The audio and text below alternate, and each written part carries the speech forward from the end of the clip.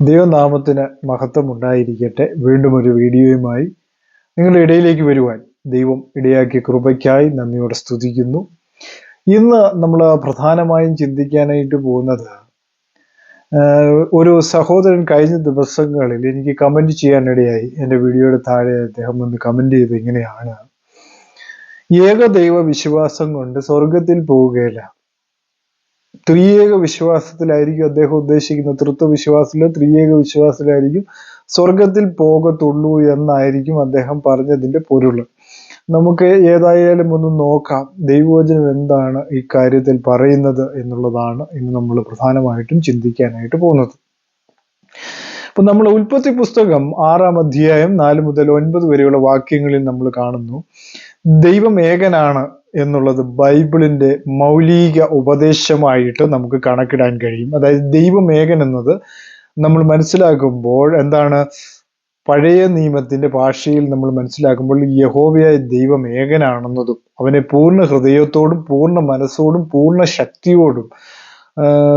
ശക്തിയോടും കൂടെ സ്നേഹിക്കണമെന്നതും നമ്മുടെ ഹൃദയത്തിൽ ഇരിക്കേണ്ടതും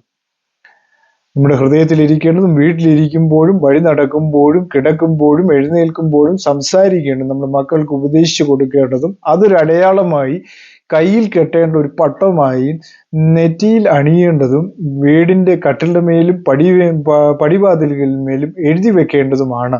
എന്നാൽ ദൈവം സമത്വമുള്ള 3 വ്യക്തികളോ വ്യക്തിത്വമാണെന്ന് ആര് വിശ്വസിക്കുന്നു?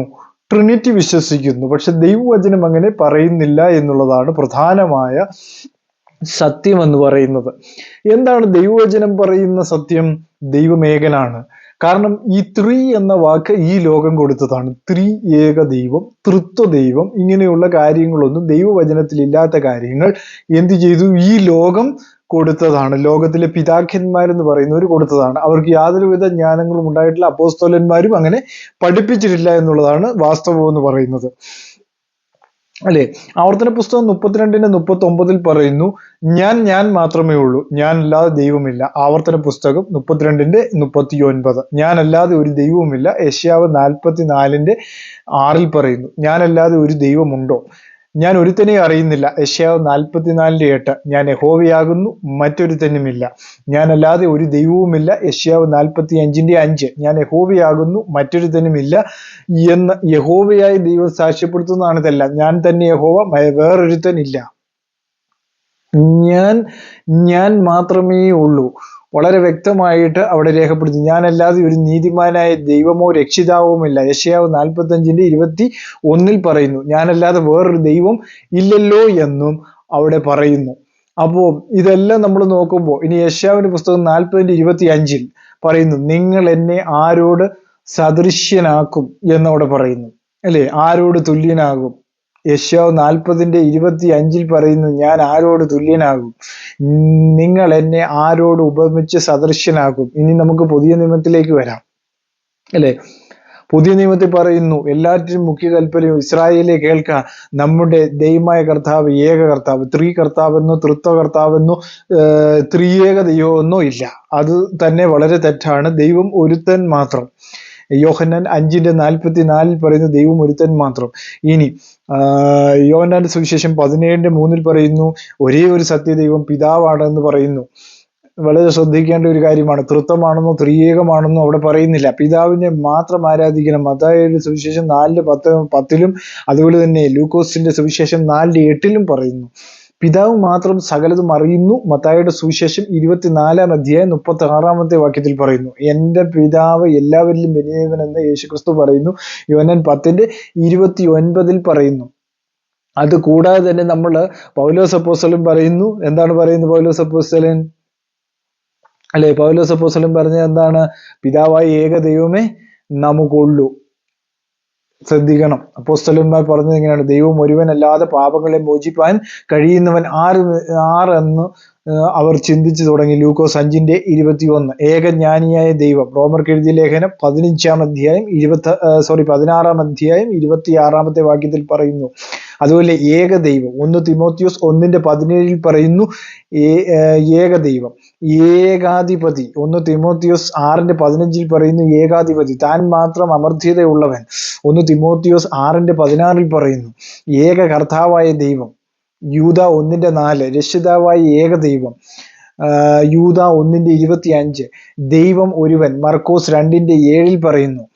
ശ്രദ്ധിക്കണം, ഇതെല്ലാം ശ്രദ്ധിക്കേണ്ട കാര്യമാണ്. ദൈവം ഒരുവൻ, ദ ഗോഡ് എലോൺ എന്ന് പറയുന്നു മാർക്കോസ് 10:18. ദൈവം ഒരുവൻ എന്ന് ലൂക്കോസ് 18:19 പറയുന്നു. ഏക ദൈവം അല്ലാതെ ദൈവമില്ല എന്ന് 1 കൊരിന്ത്യർ 8:4 പറയുന്നു.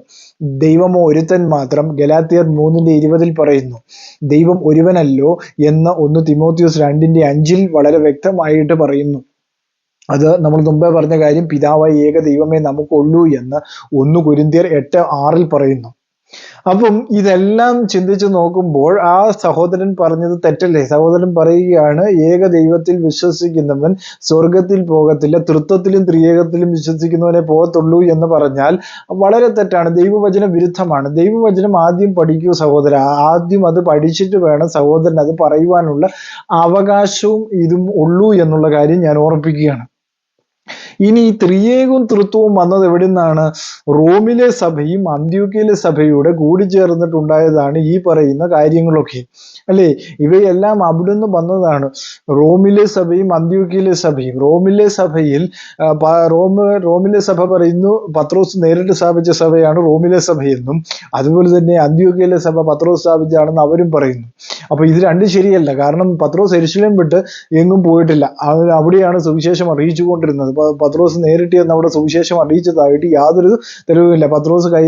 പത്രോസിന്റെ കൈവെപ്പ് ഉണ്ടെന്നൊക്കെ ഇവർ പറയുന്നു എങ്കിലും പക്ഷെ യാതൊരുവിധ തെളിവുകളും അതിന് ദൈവവചനം പറയുന്നില്ല.